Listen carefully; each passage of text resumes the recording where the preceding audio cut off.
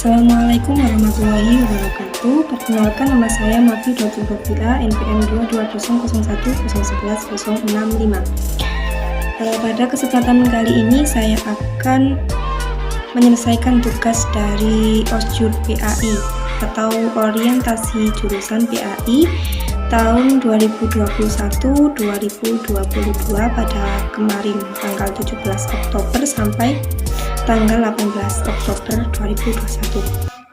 Baik, materi yang pertama yaitu materi tentang ke-PAI-an yang dibawakan oleh atau yang disampaikan oleh Bapak Muhammad Sulistiono SPD MPD. Baik, materi ke-PAI-an ini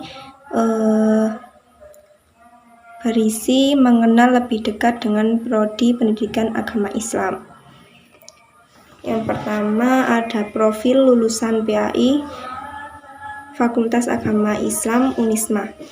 Jadi lulusan PAI tidak hanya menjadi seorang guru. Ada beberapa profilnya di sini. Yang pertama, profil lulusan PAI dapat menjadi pendidik agama Islam. Pendidik agama Islam yang berbasis multikultural. Yang kedua yaitu profil lulusan PAI FAI Unisma bisa menjadi peneliti pemula. Jadi untuk peneliti pemula bisa dari jurusan pendidikan agama Islam. Yang ketiga ada pengembang bahan ajar atau mengembangkan bahan ajar, bisa memperbarui atau membuat kreativitas sendiri dengan bahan ajar. Yang terakhir ada edupreneurship. Prodi Pendidikan Agama Islam yaitu merupakan prodi tertua di Unisma. Jumlah mahasiswanya banyak, jadi semakin tambah tahun itu mahasiswanya itu semakin meningkat dari tahun-tahun kemarin, selalu meningkat. Prodi Pendidikan Agama Islam juga merupakan prodi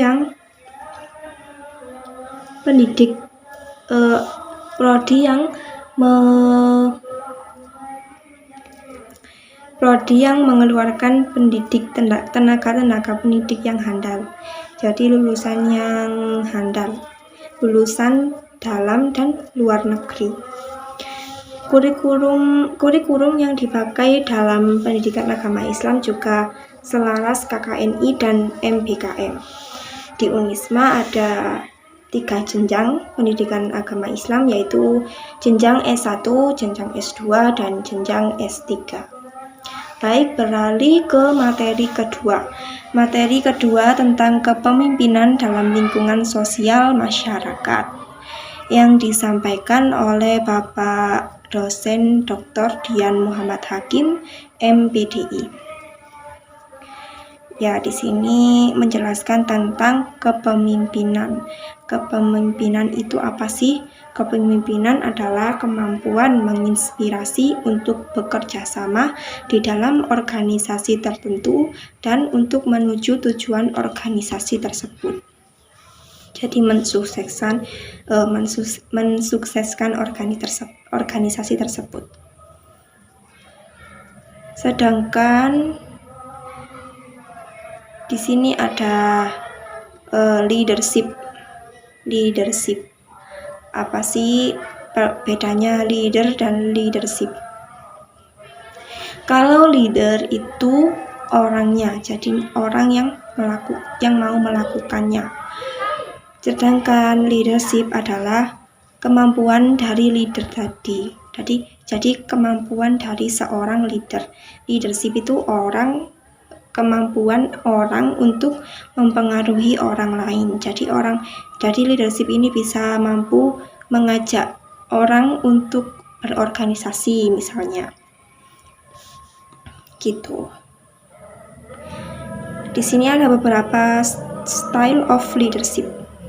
Yang pertama ada otoriter, yang kedua laissez-faire, yang ketiga demokratis, dan yang keempat partisipatif.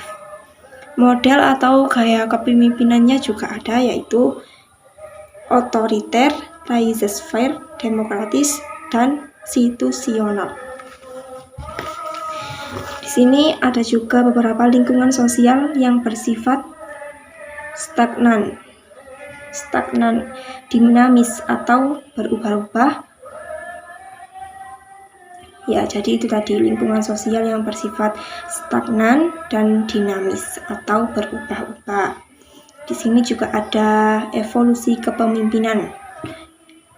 Ada 2 evolusi kepemimpinan. Yang pertama lingkungan stabil dan yang kedua lingkungan zogotik. Di sini juga tertulis peran pemimpin. Peran pemimpin di sini sangat banyak ya. Yang pertama monitoring, yang kedua disseminator, yang ketiga spokesperson, yang keempat figurehead, yang kelima pemimpin, yang keenam liaison manager, yang ketujuh entrepreneur, yang keempat pengendali masalah atau bisa mengendalikan masalah, yang ke 9 pembagi sumber daya, yang terakhir negosiator, menjadi negosiator. Adapun karakteristik menjadi pemimpin adalah bisa menjadi inovator, motivator bagi orang lain. Baik, itu tadi materi yang kedua. Beralih ke materi yang ketiga. Materi yang ketiga, Osjur Pendidikan Agama Islam. Materinya Forsima atau Forum Silaturahmi Mahasiswa Pendidikan Agama Islam. Yang dibawakan atau pematerinya adalah Mbak Erlinda Francisca. Sejarah, di sini sejarahnya terbentuk pada 3 Desember 2011. Forum Mahasiswa PAI tertinggi non-struktural. Dan yang ketiga, organisasi mahasiswa yang mengikat seluruh mahasiswa. Jadi tidak melulu tentang personal, jadi mengikat semuanya. Fungsi Forsima di sini adalah sebagai wadah aspirasi dan komunikasi mahasiswa pendidikan agama Islam. Jadi di sini mahasiswa bisa menyampaikan aspirasinya atau keluh kesahnya, kayak curhat gitu mungkin ya. Komunikasinya juga biar baik atau mengikat silaturahmi, jadi mempererat ukhuwah Islamiyah. Tujuan Forsima. Tujuan Forsima di sini mewujudkan komunikasi serta koordinasi mahasiswa pendidikan agama Islam. Yang pertama, yang kedua menampung aspirasi mahasiswa pendidikan agama Islam. Dan yang ketiga, turut aktif mensukseskan Forsima PAI se-Jawa Timur. Jadi Forsima ini tidak hanya di kampus, misalnya di kampus Unisma saja, tidak. Jadi ini tuh organisasi yang bagus sekali menurut saya, organisasi yang mengikat agar silaturahmi tetap terjalin. Di sini ada visi dan misinya. Visinya unggul dalam mutu, santun dalam perilaku menuju PAI yang lebih maju. Sedangkan misinya yang pertama meningkatkan wacana intelektual mahasiswa PAI. Yang kedua menciptakan ide atau gagasan kreatif. Baik, itu tadi sedikit ulasan dari Forsima. Definisi Forsima sendiri,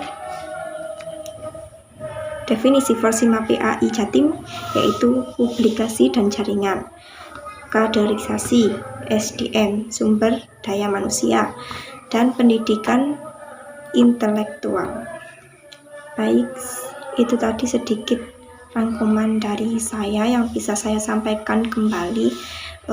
Jika ada salah kata atau salah pengucapan saya mohon maaf yang sebesar-besarnya.